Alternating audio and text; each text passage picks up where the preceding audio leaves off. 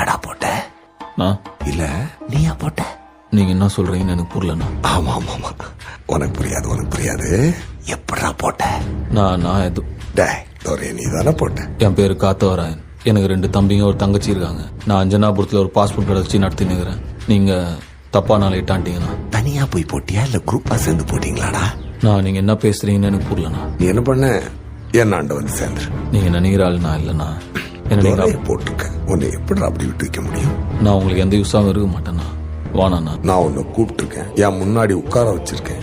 என்கிட்ட வேலை செய்யணும் கேட்கிறேன்றதுனால நான் உனக்கு கெஞ்சிறேன்னு அர்த்தம் கிடையாது. நீ என்ன செய்யணும்னு உனக்கு நான் சொல்றேன். என்னாண்ட வேலை செய்யணும் நான் உனக்கு சொல்றேன். புரியுதா உனக்கு?